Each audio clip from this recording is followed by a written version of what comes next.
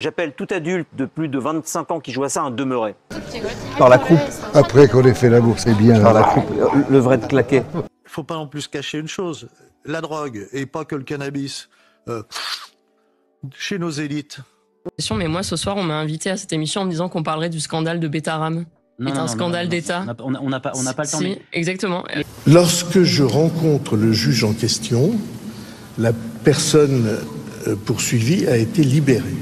Vous croyez que j'aurais dit non, Cyril? J'aurais dit mais servez-vous. Bienvenue sur Das Polémique, aujourd'hui nouvelle vidéo actu dans laquelle on va parler des nouveaux mensonges de François Bayrou. Concernant la pédocriminalité à Betaram, c'est de plus en plus glauque, on a les politiques et les médias qui essayent de couvrir ou de minimiser cette affaire. On parlera également de Meyer Habib qui fait parler de lui malgré lui, mais on va commencer par TPMP et Cyril Hanouna qui vont enfin disparaître. Malgré le fait que tous les identitaires d'extrême droite pleurent depuis des semaines et des mois, ils vont disparaître. Qu'est-ce que vous avez à dire à ce téléspectateur de C8 qui va être privé de chaîne? Qu'on est triste pour eux et qu'on espère que la chaîne va être sauvée parce qu'il y a plein de gens qui regardent Touche pas à mon poste tous les soirs et tous les programmes de C8. C8 c'est aussi plein d'émissions à succès, Les Animaux de la 8, Direct Auto, des documentaires, il n'y a que la vérité qui compte, donc c'est très dommage, c'est triste. Mais on croise les doigts, Bon, c'est quasiment acté, donc il aura beau croiser les doigts, c'est fini. Et c'est une bonne chose parce qu'il y a quand même pas mal d'ordures qui étaient amies ou en bon terme avec Cyril Hanouna, et peu importe ce qu'elles avaient fait, étaient défendues dans TPMP, notamment Gérard Depardieu, à qui on reprochait d'avoir tenu des propos pédocriminels dans Complément d'enquête et qui était défendu dans TPMP. Aujourd'hui, on a une révélation de dingue par rapport à ça, mais commencez par vous remémorer les propos qui lui étaient reprochés. Il va même jusqu'à sexualiser une fillette d'une dizaine d'années. Si jamais elle galope, elle jouit. C'est bien, ma fifi, continue. Tu vois, elle se gratte, là.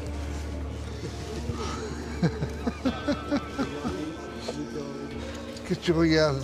Les chevaux. Pourquoi tu montes pas à cheval? Ça fait du bien, tu sais.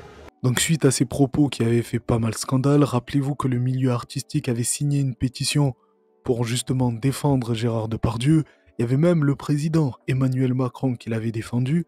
Et TPMP, dont Cyril Hanouna, avait invité pendant des semaines et des semaines l'avocat de Yann Moix pour défendre la version de Gérard Depardieu. Exactement. Et si vous prenez image par image, vous avez, est-ce qu'il y a une femme dans le haras? Et là, vous avez une cavalière qui, je vous rappelle, et ça c'est très important, à la différence, et vous pouvez faire image par image ou alors le regarder chez vous, puisque c'est encore en ligne, à mon avis ça le sera plus longtemps. C'est la cavalière, à la différence, et on le voit avec la queue du cheval, à la différence de la petite qui est sur un poney, elle n'est pas au pas, mais au trot. Le montage est fallacieux et on vous montre les techniques de complément d'enquête. Mais comme, je vais vous dire, il y a beaucoup de journalistes et c'est bien, ils se défendent entre eux, ils essaient pas de s'enfoncer. Donc vous avez vu comme le peu de gens ont repris cet article. Je vais vous dire, et c'est très grave, les articles qui minimisent le truc. Voilà, ça, je vous dis, c'est très très grave. Et on va les mettre d'ailleurs les articles. Trouvez-moi les articles d'ailleurs qui minimisent ce truc. On va le mettre comme il y a le Huffington Post. Voilà. Ok, reprenons l'article de Check News qui date du 26 novembre 2024 où il est écrit « Complément d'enquête, Gérard Depardieu a bien tenu des propos obscènes au passage d'une fillette lors d'un voyage en Corée du Nord.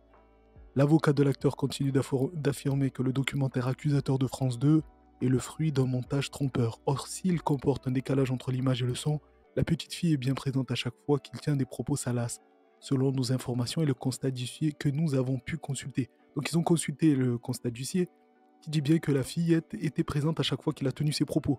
On essaye quand même de nous faire gober que quand il dit « c'est bien, ma fifi continue », il est en train de parler d'une adulte. Bref, TPMP ou Cyril Hanouna avait également invité Yann Moix qui a tenu les propos suivants. Que j'ai considéré que les propos qui étaient tenus ici sont insupportables et surtout qu'ils n'étaient pas fidèles aux journées que je passais avec Gérard Depardieu.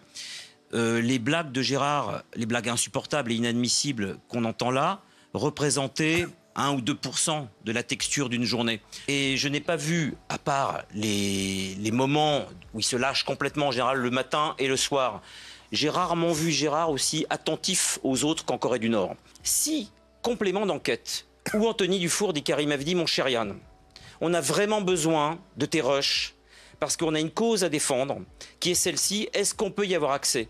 Vous croyez que j'aurais dit non, Cyril? J'aurais dit mais servez-vous. Voilà, donc principalement sur TPMP, pendant des semaines, on a eu l'avocat de Gérard Depardieu, des personnalités, Yann Moix, qui sont venus dire que le montage de complément d'enquête était frauduleux. Ben écoutez, le journal Libération a obtenu les rushs de ce film ou ce documentaire, je ne sais plus exactement, et préparé un sac à vomi. Je vais enlever les insultes les plus, ou en tout cas les propos les plus crades, mais vous avez les sous-titres pour lire, vraiment préparer un sac à vomi. De savoir que la... Toi, tu l'as bien bourré, c'est mieux. Léché. Parce que c'est des femmes abîmées, c'est des femmes qui ressentent rien, donc il faut cogner. Elle doit prendre l'habitude de sucer énormément bien. Par la croupe. Après qu'on ait fait l'amour, c'est bien. Par la croupe, le vrai de claquer. Il est bon le vrai de claquer. Oui. Ah bah t'aimes ça, hein. Ah, oui. T'aimes bien. Ah t'aimes bien, ma... T'aimes quand je t'appelle matelote. Sur toutes ces images que nous vous dévoilons, mais aussi sur les 4h30 de vidéos que nous avons visionnées, à aucun moment Yann Moix ne donne de consignes de tournage. Il ne s'oppose pas aux propos de Depardieu, il les accompagne, voire les encourage. Voilà donc les personnes qui ont été défendues intensivement par TPMP et Cyril Hanouna pendant des mois et des mois. Et c'est quand même cocasse qu'un dégénéré comme Yann Moix, il y a à peine 48 heures, a traité toutes les personnes ayant plus de 25 ans et jouant encore aux jeux vidéo de demeurer quand même. Il y a quand même une corrélation entre le mal-être des enfants, qui d'ailleurs sont enfants jusqu'à l'âge de 25 ans, hein, et l'accoutumance à ces jeux complètement abétissants. Oui. Parce que le nombre de demeurés adultes qui jouent à... J'appelle tout adulte de plus de 25 ans qui joue à ça un demeuré. Je n'ai aucun respect pour les adultes qui jouent aux jeux vidéo. Aucun respect. Je vais encore avoir des menaces sur Internet. Aucun respect. Je te le confirme. Il y a des choses plus intelligentes à faire, les gars, que d'aller se souiller le cerveau et insulter sa propre intelligence et son être même, que d'aller sur des écrans jouer à des singes, des bananes et des serial killers. Non mais si ça va des singes et des bananes, non, ça va, ça fait du bien. C'est un terme générique pour dire que même si c'est des jeux de guerre, des trucs de serial killers, vous êtes des abrutis. Vous comprenez ça? Des abrutis.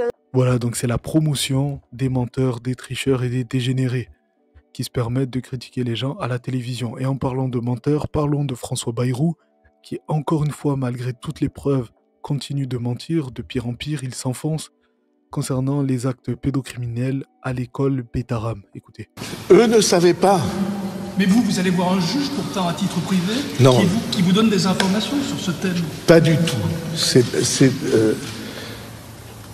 Lorsque je rencontre le juge en question, la personne poursuivie a été libérée. Et puis il s'est suicidé et l'affaire a été de ce fait éteinte.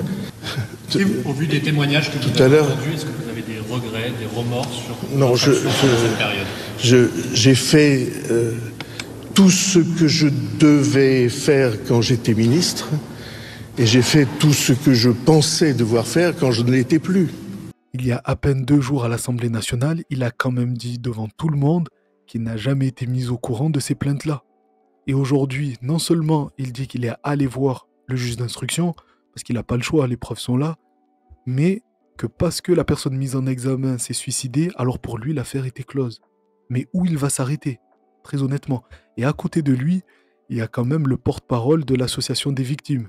Mais on en parlera juste après parce que ça devient de plus en plus glauque. Je rappelle que j'avais demandé cette inspection en 1996 et si Alain Asquer n'avait pas été là, dans une intuition pour proposer à ceux qui se reconnaîtraient dans ces actes-là, pour leur proposer de se réunir, de se regrouper, ça ne serait pas arrivé. Encore une fois, ceux qui sont membres de ce collectif ne se connaissaient pas entre eux. C'est la première fois ce matin qu'ils se rencontraient. Il a demandé une inspection en 1996, mais il n'était pas au courant des plaintes. Son fils était dans cette école, mais il n'était pas au courant des plaintes. Sa femme était professeure de catéchisme dans cette même école, mais il n'était pas au courant des plaintes. Je me demande à quel moment il va arrêter de prendre les gens pour des imbéciles. Et comme je le disais, à côté de lui, il y a le porte-parole de l'association des victimes. Et ce qui me semble très curieux, c'est que dans les médias, il s'est mis à défendre François Bayrou, sachant tout ça. C'est très bizarre. Alors moi je ne sais pas si François Bayrou est en difficulté. Moi il m'a semblé clair dans ses explications qu'il nous a dit en huis clos. Croyez-moi que je ne l'ai pas épargné sur ce qu'il a dit à l'Assemblée nationale. Après, est-ce qu'il savait, est-ce qu'il savait pas? Moi, je dis que tout le monde savait, mais en fait, on ne savait pas pour les violences sexuelles. Sur les violences physiques, évidemment, c'est beaucoup plus ambigu. Je pense qu'il regrette, mais c'est toujours difficile pour un homme politique de dire « je regrette telle ou telle chose », surtout devant la représentation nationale. Au courant ou pas, j'en sais rien, le passé est le passé, il faut regarder l'avenir. De toute façon, je pense que tout le monde fait des erreurs à un moment ou à un autre de sa vie. S'il nous avait rencontré avant sa prise de position à l'Assemblée nationale, il eût en effet tout à fait autrement. Tout le monde fait des erreurs dans sa vie? Attends, François Bayrou, il y a quand même de grosses suspicions sur le fait qu'il a essayé de tasser cette affaire. Et on a le porte-parole de l'association qui dit ça. Enfin, je sais pas, je ne comprends pas. Vraiment, je comprends pas. François Bayrou, cette semaine, d'après vous, est-ce que vous avez le sentiment qu'il a commis des erreurs? Moi, je ne crois pas. Alors, peut-être en termes de communication, mais sinon, je crois qu'il avait effectivement en 1996 diligenté un rapport. Ce rapport conclut que l'établissement de Betaram est sain. Ça y est, c'est vraiment l'omerta locale. Donc, même les enfants ne le disaient pas à leurs parents. C'est ça qui est compliqué. Toute la population locale est restée sidérée. Alors aujourd'hui, elle est en train de changer, mais à l'époque, c'était totalement inconcevable. Aucune faute, il a quand même menti sur le fait qu'il était au courant de ces signalements-là. Il a fait partie de l'omerta qui a permis justement que cette école puisse abriter des pédocriminels pendant plus de 50 ans. Donc vraiment, je ne comprends pas c'est quoi son intérêt à défendre François Bayrou de cette manière. Que mettez-vous derrière le mot système? L'omerta locale fait que rien ne se dit. Il ne faut pas parler. Il y a cette enseignante, Françoise Gulug, en 1997, qui va voir François Bayrou. Lui ne s'en souvient pas. Et Françoise Gulug, elle est affirmative également. Il a dit « je ne connais pas cette personne ». Ça vous a surpris? Non, je suis pas vraiment surpris. Vous savez comment ça marche avec les hommes politiques. Ils sont surdemandés quand ils se déplacent. Il y a toujours des gens qui viennent les solliciter. Écoutez, après 30 ans, moi je veux pas défendre François Bayrou. Moi je l'ai trouvé sincère aujourd'hui. Et à l'écoute, j'ai pas eu beaucoup à combattre d'ailleurs pour tout ce que nous avions demandé, notamment un fonds d'indemnisation pour les victimes en dehors des prêtres qui jusqu'à présent n'étaient jamais indemnisés. Et puis aujourd'hui, on peut rentrer dans un processus de réparation également pour les violences physiques. Donc il y a des évolutions très positives pour les victimes. Le reste, c'est du passé. Je crois que à lui de s'en expliquer devant la représentation nationale. Le reste, c'est du passé, on parle quand même de pédocriminalité. C'est très curieux venant du porte-parole de l'association des victimes, parce que lorsqu'on entend les témoignages des victimes, justement, ça fait froid dans le dos. Aujourd'hui, Betaram, c'est 50% de plaintes pour des violences physiques et 50% pour des violences sexuelles. Moi, je suis rentré en avril 87. Je suis rentré dans un contexte particulier. Je suis rentré parce que j'étais victime d'un réseau de pédophilie. Que ma mère a décidé de me placer là-bas pour me préserver, pour m'éloigner, je dirais, d'un certain milieu. Et il s'avère que le 26 septembre 87, donc jour de mon anniversaire, je me fais convoquer dans le bureau du père directeur. Et il m'accueille, grand sourire, bonjour Boris. Il m'a fait venir sur ses genoux, il a commencé à me caresser l'entrejambe, m'embrasser, j'ai réussi à m'en dépêtrer. C'est quelque chose que j'ai plus ou moins mis sous le tapis. Cet homme-là, s'est suicidé, a violé on ne sait combien d'enfants aujourd'hui. J'ai dû faire une thérapie quand même pour me débarrasser de la plupart des stigmates de Betaram, mais je m'aperçois qu'en fait, il y en a toujours. Et aujourd'hui, à 49 ans, père de 2 enfants, j'ai du mal à mesurer l'impact que ça a pu avoir sur ma vie réellement. Donc sa mère, pour le sortir d'un réseau pédocriminel, l'a mis à Betaram. Ça sent quand même le réseau pédocriminel, tout ça. Et c'est d'autant plus glauque et dégueulasse quand on voit les médias et les politiques essayer de minimiser, tasser l'affaire. Regardez. Oui, absolument. C'est là où j'apporterai une nuance sur ce que disait Stéphane. Je dis pas pour le moment qu'il y a une affaire Betaram parce que on peut croire effectivement François Bayrou, dire qu'il n'était pas au courant. On sait la chape de plomb qu'il peut y avoir dans ces institutions religieuses ou pas religieuses, parce qu'on voit bien que dans le milieu du sport, il y a exactement la même chape de plomb. Si jamais effectivement François Bayrou a menti et était effectivement au courant, là il y aurait une véritable affaire. Et je pense que l'opinion publique est très sensible sur ces sujets-là. Alors justement. Et c'est pour ça que la gauche s'en est emparée pour s'en servir comme d'un outil politique. Il y a déjà toutes les preuves qui montrent que François Bayrou était au minimum au courant de cette affaire, et qu'il ment effrontément depuis plusieurs jours, mais il faut rester prudent, c'est très bizarre. Encore une autre séquence où une personne dont je ne connais pas le nom a été invitée pour parler de cette affaire, mais finalement le programme a changé et on ne parle plus de cette affaire, il faut parler des agences ou je ne sais quoi. Mais moi ce soir on m'a invité à cette émission en me disant qu'on parlerait du scandale de Betaram. Qui est un scandale d'État. On n'a pas le temps. Si, exactement. Qui est un scandale d'État qui n'a même pas été mentionné au titre d'actualité tout à l'heure. Et sur les agences de l'État, si vous voulez que je vous réponde. Oui, voilà, c'est juste le Premier ministre du pays qui est impliqué indirectement dans une affaire pédocriminelle, c'est pas très grave. Sa femme était professeure de catéchisme dans cette école et son fils était dans la même classe qu'un gamin qui a subi des actes pédocriminels, mais c'est pas très grave. Et quand on en parle de cette affaire, c'est toujours sous le prisme, sous l'angle de la gauche qui fait de la récupération politique. Ce procès politique, il est piloté et voulu par la France Insoumise. La France Insoumise qui, comme d'habitude, utilise le malheur et la souffrance des gens. C'est son ADN, c'est son mode de fonctionnement. Mélange un petit peu tout, les dates, les affirmations pour semer le doute dans un seul but, c'est semer le chaos politique, c'est ce qu'elle aime faire, c'est son objectif. Et vous pensez que le Premier ministre va pouvoir se maintenir ? Je pense que le Premier ministre démontre sa bonne foi par sa volonté d'écoute et de soutien aux victimes. Et puis il y a un élément qu'on ne rappelle pas souvent, mais ses propres enfants étaient dans l'institution. Donc je crois que ça aussi c'est un élément de preuve de sa bonne foi dans cette histoire. On sent quand même une certaine gêne sur les plateaux télé lorsque le sujet est évoqué. Je pense à Ségolène Royal qui a essayé d'en parler, qui se faisait couper la parole toutes les 2 secondes. Et je fais le parallèle avec le trafic de drogue. On en parle beaucoup en ce moment, notamment Bruno Retailleau.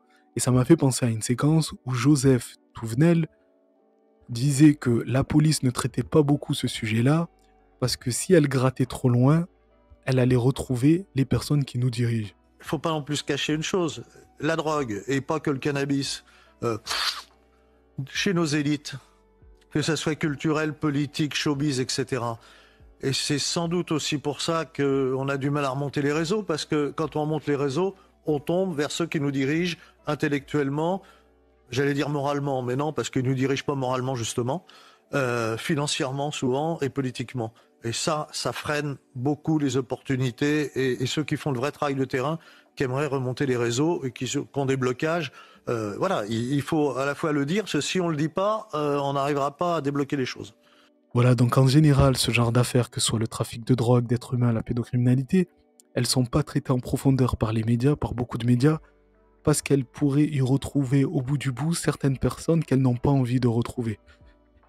Et ça me permet de faire la transition avec une information Le Parisien. Le parquet requiert les assises pour Arnaud Mimran, l'escroc à la taxe carbone. Il est soupçonné d'avoir commandité 3 meurtres entre 2010 et 2014. Donc c'est toute la bande de Marco Mouli, Grégory Zaoui, etc. qui étaient défendus sur TPMP encore une fois. C'était des grands amis de Cyril Hanouna. Vous êtes inquiète pour votre ami Julie ou pas?